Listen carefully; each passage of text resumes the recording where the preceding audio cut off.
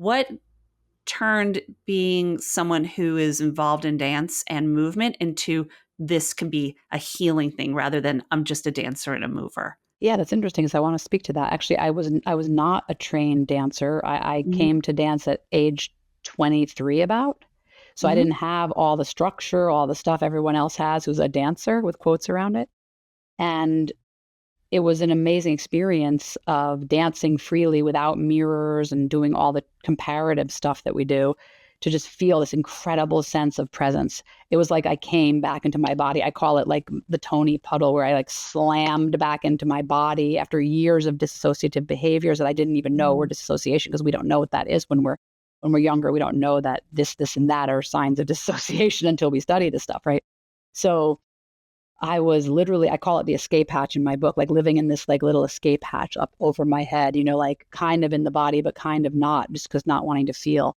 And then when I finally slammed in and had the big, realization that the body's where it's at, that's where everything is stored. So that's where I started the healing journey. So the dance became a journey for me. Actually, when I remember in 1999, I think is when I chose the name. I think it was 97. I have to look it up, but one of the two, I got the trademark Journey Dance because I thought this is not this is different. I was like, I'm taking people on a journey. I didn't really know anything about, honestly, I didn't know anything about, alchemy or shamanic healing at that time. I heard of it like it was a distant thing that people did, but I'd never experienced it. And meanwhile, we're going on journeys in the dance because the music takes us someplace. And then the guidance allows us to go deeper and deeper into these layers that you didn't even know were there until you're in there. So I call it journey dance because I was taking people on a journey. It was not about what movement we were doing or copying. It was about, where am I going? What emotion needs to be released? What story am I telling right now to the dance floor? Yeah, that's a really good point, because I think in this day and age, we're all about storytelling. What's your story? Everyone has a story. And, there was a time when we thought about storytelling as just the written word or song, Right. telling it through lyrics, or, I think storytelling has evolved so much in the use of the word storytelling that it really can be anything: movement, song, stillness, even. Mm-hmm. So, how powerful and how much a part of storytelling is involved with your work in movement and journey dance? I love that. I mean, I feel like the part of the book, I try to relate to other people who would have no idea Yeah. what journey dance is. I did relate a little bit to the hero's journey, just because that's the Mm, ultimate mythic story, right? So the mythic story of the hero is that you are the hero. You are the mhm. hero. Hilary, I'm the hero, right? Everybody is the hero of their own story. And that's what journey dance is. So we start by like what's the calling? The calling is, okay, I'm coming to the dance floor. I'm gonna take a journey. I'm gonna go in. I'm gonna see who I am. Mm.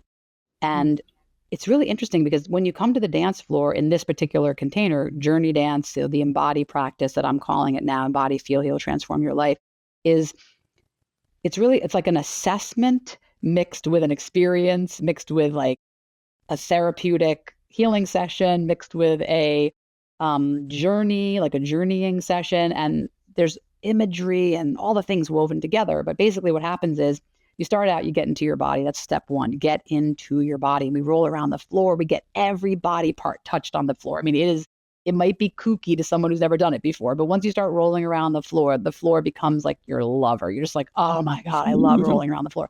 Then we come into the spine, like we awaken our energy body. We're like, okay, what's happening here? There's so much sensuality and power in this spine and in the waves, like in yoga, which I did study for many years. And there's that cat cow posture. I'm taking it into a whole dance thing and using that mid level. But that's where there's so much power and energy that we just shut down because we don't move in that way. We just sit at our computer Yeah. or we just walk or drive, right?